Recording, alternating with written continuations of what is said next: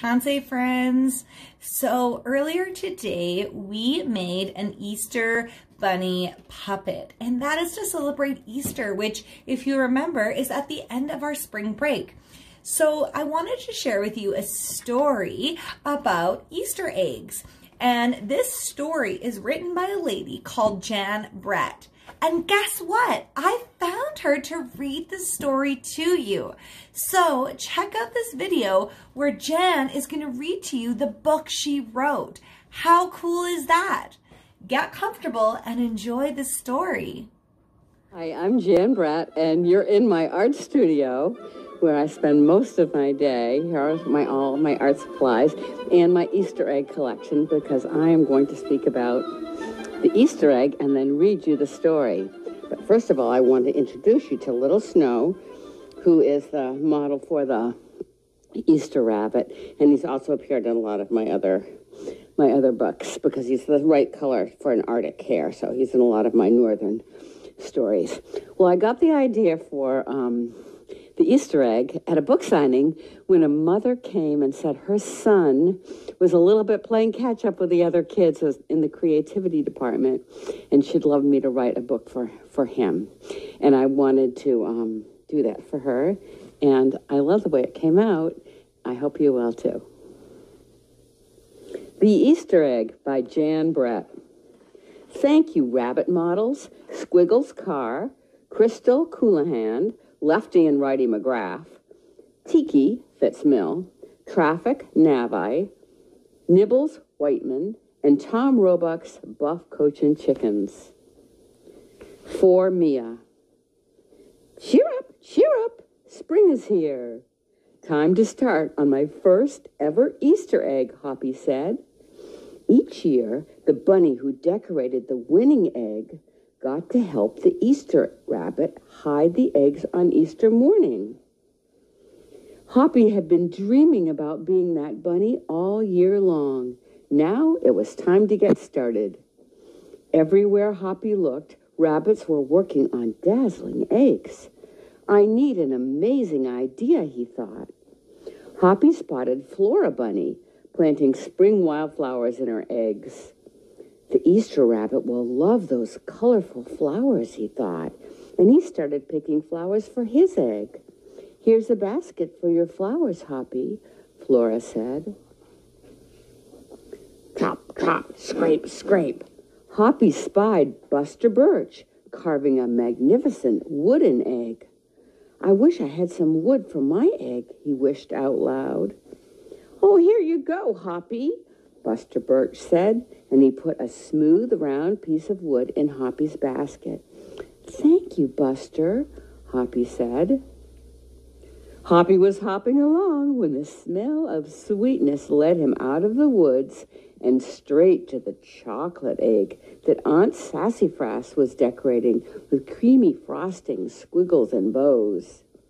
Hello, Hoppy, she said, and she put some more chocolate squares in his basket.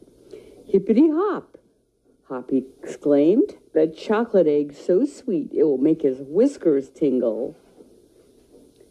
Then Hoppy saw Granny Irene decorating one of her fabulous story eggs. First, she traced a design on the egg with a special tool. Then she dipped the egg in pots of yellow, green, orange, and red dye, adding to the design each time. Hoppy couldn't believe his eyes. I'll never make an egg that's that beautiful, he told Granny Irene. She smiled. Try, she said, giving him one of her special tools. Hoppy was hopping by Hans Vanderrabbit's garden when he spotted an extraordinary egg. Hans was painting a portrait of the Easter rabbit so real it looked alive. Fantastic, Hoppy exclaimed. Thank you, Hoppy, Hans said. Why don't you make a painting on your egg? And he gave Hoppy pots of paints and a fine brush. As Hoppy bounced along, a loud boing nearly knocked him off his feet. It was a whirling, twirling, mechanical egg. Whoa, Hoppy said. That's an unusual egg. Would you like to make one? Roberto asked. Hoppy tried hard, but the harder he tried, the more parts and pieces piled up around him. Thank you, Roberto, he sighed. But I think I better make the egg that's right for me. Hoppy hopped back into the woods and lay down under a tall tree to think. Making a beautiful egg is harder than I imagined, he thought. I guess I don't have to win. I just want to make an egg I'm proud of. Suddenly, the woods rang with the squawking of birds. Quack! Quack! Quack! They were sounding an alarm. Mother Robin swooped down, calling wildly as she couldn't decide where to go. An egg had tumbled out of Mother Robin's nest. Inside the perfect blue egg was a baby robin that needed its mother to keep it warm until it hatched.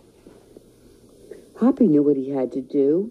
He sat down carefully and covered the blue egg with his soft, warm fur. I'll take care of you the best I can, he whispered. Relieved, Mother Robin chirped and settled down on her 2 other eggs. Hoppy never left the robin's egg. If it was sunny and warm, he carefully turned the egg in its nest of moss. If it was rainy and cold, he kept the egg covered and dry. At night, wild animals passed by. Hoppy crouched down and stayed hidden in the ferns. Often he heard strange noises coming from above, but Hoppy didn't run away. Every day, the rabbits worked on their eggs. Tadpoles turned into frogs, buds turned into leaves, and Easter came closer and closer. Finally, it was time for the rabbits to take their eggs to the glen. They had forgotten all about Hoppy, who was quietly sitting on the blue egg under the tall tree in the woods. Early the next morning, the rabbits waited for the Easter rabbit. Suddenly, a beautiful wagon rolled toward them out of the mist and stopped. The Easter bunny stepped down from the wagon and admired the decorated eggs one by one.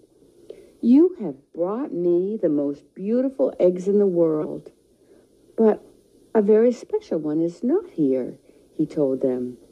The rabbits were puzzled. Whose egg could it be? Fill my wagon with your wonderful eggs, he said. When I return, I will show it to you. And he disappeared into the woods. He came back with Hoppy, looking scruffled and bedraggled. Hoppy has an amazing egg to be proud of, the Easter rabbit told them. He has kept Mother Robin's egg warm and safe until her baby bird hatched, and she could take care of it. The Easter rabbit placed the empty blue shell in the place of honor atop the wagon. Cheered for the egg that had surprised them all. It's our best Easter ever, Hoppy, they shouted. Then the brave little bunny and the Easter rabbit rode off together to hide the eggs for girls and boys to find on Easter morning. The end. You may notice that I have pussy willows beside me. On my borders in my book, you'll see that they're trimmed with pussy willows, and something magical happens at the end. If you look very carefully, they turn into little rabbits. Happy Easter, everyone.